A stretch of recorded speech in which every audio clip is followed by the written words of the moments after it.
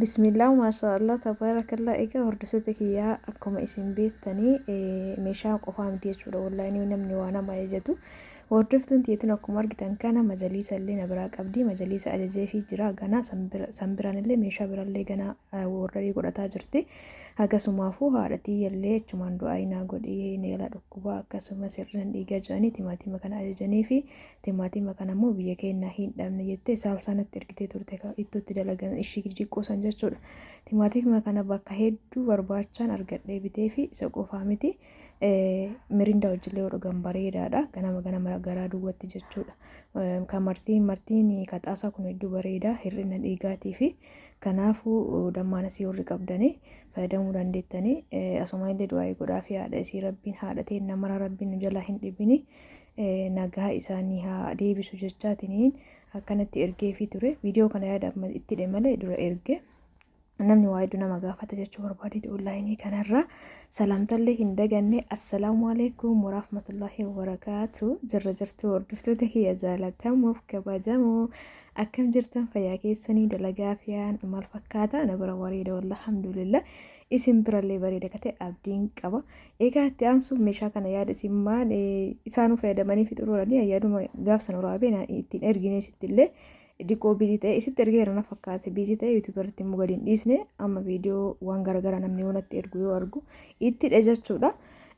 Wanni biraa immoo kana gaafattan egaa gaafiin onlaayinii kanaa hin saabatu obboleettiin takka haadha tiktookii kanaatti itti gaafadheen ture garuu yaadadhu shiitiiwwan kanneen si biratti argee jira yaada diizaayiniin garaagara malee sanyima kanneen arafaaf hin barbaada firee 15 naa qopheessinaan jette kanatti ergite jechuudha. Yaa obboleettii tiyyaa hundi keessanuu jechuudha gara barbaadanii ordarii godhachuu dandeettanii dirqama garuu amma fakkeenyaaf kanatti ergite kan oomishii naan jette ani kana fiduuf deemu kun jiraatu dhabuu danda'a. Dirqama halluun kuniif diizaayiniin kun ana dhiisitiin osoo isimaa gaafatte kun yoo gurguramee dhumate sanyima kanaatiin ta'ee kan amma dhufe fidama jechuudha. Maal jechuu barbaadeeti waan tokko yoo namatti ergitan dirqama isuma san jechuun qabdan jechuudha. Meebi yoo argame isinii fudhama innummaa sun amma isin kanuma osoo naan jette naayinuu hin jenne akka sanyii kanaatiin kana osoo argitee bareeda naan jette kana caalaa bareedu kana olillee jiraatu danda'a isimatti illee osoo ergite isinuu kana fixee jira kabiraatu jira jettee kabiraa si erguu dandeetti waan takka onlaayinii irraa fuutanii yoo namatti ergitan anam namni yoo kana naa go'inaan jedhe niyyaan tiyya sun nama sanii osoo fedhii san argee guutee fi ka jedhu wallaa hedduu lafa mara gizee tokko jechuudha. Gizee hedduu gizee tokko osoo hin taane yoo dhabe itti magaru niyyaan tiyya sun osoo waan isaan naan jedhan san osoo argee fi jedhee keessi kiyya akkas qalbiin tina dhaabbatti jechuudha. Kanaaf osoo nama cinquu baattanii bareeda. Namoonni misaayiqaa kan inni itti ergitanii yookaan sahaanii nyaata ijoollee mana barumsaa maashaallah inni isa kwaalitii ta'ee keessa firmuuzii abbaa lamaatiin jira abbaa tokkootiin jira abbaa lamaatiin akkuma suurarraa kana jira. Namoonni natti ergan waan jiranii fi fidee fi jira garuu viidiyoo keessa viidiyoo hin goone viidiyoo misiin natti ergite kan achi deebisaa fi jira. Ni jira jechuu barbaadeeti kaawwan keessaa baay'ee takka bareeda abbaa takkaatiin kun akkanatti dhufa garuu keessaa baay'ee bal'inna hin qabu hundu asumaan dhugar bachuuf saaniiwwan ijoollee nyaatatti goonuuf kun hunduu keessaa bal'aa miti diqqaa diqoo kanummoo ija kun immoo jalaanii bakka lama qaba gubbarraan tokko sun immootu isuma tokko san bakka lama addaan qoodan itti aansu rakabootii kana warri na gaafattan kun akkana jira keessisallee masaabaa qaba ani yeroo baay'ee mircaan kiyya yookaan filannoon kiyya kan rakabootii birrii lashii keessaa kanatu bareeda osoo argame garuu ka Dubaayii sun dansaadhaan isin hin jaa namoonni na gaafattan rakabootii Dubaayii yeroo na gaafattan karaa waasaappiitiin koottaa yoo isin baa'attan isinii galcha yoommoo kallattii maan amma barbaadan isinii bitaa jechuudha gabayaa marraa. Maashina bunaallee maashina garaagaraatu jira hundi tokko miti deebitanii isinii kanneen horii ergaa jirtan dhugaadhaan ummatu gadhiise garuu isinii kana ammatti hin jiru gizee dhufetti meebi waan hunduu akkuma isin hin jedhe san guddaa waan inni qabadhee dhufe viidiyoo kana dirqama gootanii waan kana hin jedhinaa jechuudha. Amma isinii tana qaata gadhiise yuutuubarratti garuu immoo amma jiraatu dhabuu dandeetti diizaayinii biraatiin dhufuu danda'a. Namni sunis yoo san ka galche gurguratuuf galcha waan ta'eef yoo sun gurgurameetiin hin dhumate kabiraa gabaarra jiru kan qilleensarra jiru galcha jechuudha nagaadeen sunis kana waan ta'eef ani immoo ofii kiyya waan oomishu osoo ta'e isiniif hin oomisha garuu immoo anillee waan qilleensarra jiru isinii ajajaa piliis na hubadhaa uffata ta'ee meeshaa mana keessaa ta'e akkasiin na hubadhaa maashina bunaa tana na biratti ni argattanii namoonni barbaadan kunoo maashaallah tabaarakallaa akkasii isinii wantanallee isiniin tuni ammaaf darzanni lama na harka jirti namni naa kaa'e naan jedhee natti fakkaatee jira baay'een keessanatti ergaa jirtanii tuni halluu irsaasiin jechuun halluu kana adiif irsaasii kana jechuudha. Akka kanarraa deemu fakkeenyaaf rakabootii kanarra sinii tana jechuudha halluun isiitti dhiyaatti. Sinii tana dirqama osoo hin taane halluu irsaasii of keessaa qabu rakabootii kana wajjin ni deema jechuudha. Halluu bishaanii yookaan halluu irsaasii of keessaa qabu rakabootii kana wajjin ka deemu kana yeroo fakkeenyaaf akkas jedheetiin itti dhiphadhee gizee dhabetti kama itti dhiyaatu bitaa jechuudha. Woolleen illee qabaatee hoo dhabame honni godhamu hin jiru. Itti aansuun baay'een keessan waa hedduu natti ergitanii onni natti koonfartii natti ergaa jirtan koonfartiini. Fakkeenyaaf koonfartii makaan ilaalamee jechuun qalalli ka jedhe ta'ee garuu innuu garaagarummaa qaba.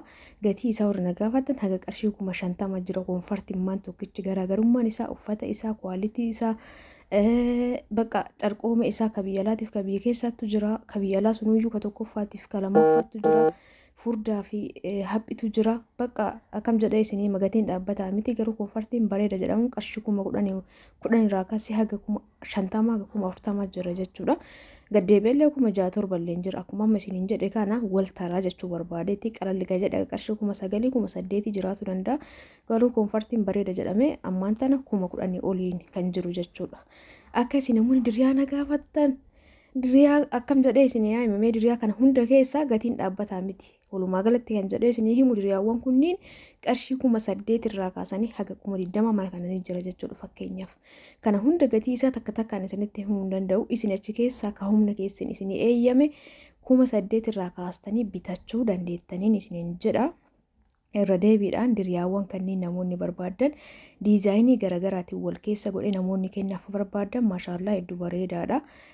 Gatiin isaallee hedduu takka rakaasaa qarshii 3,500 jechuun baay'ee rakaasaa kanumaan ta'ee ijoolleen baay'een wanni addaan isin hin baafatintu jira.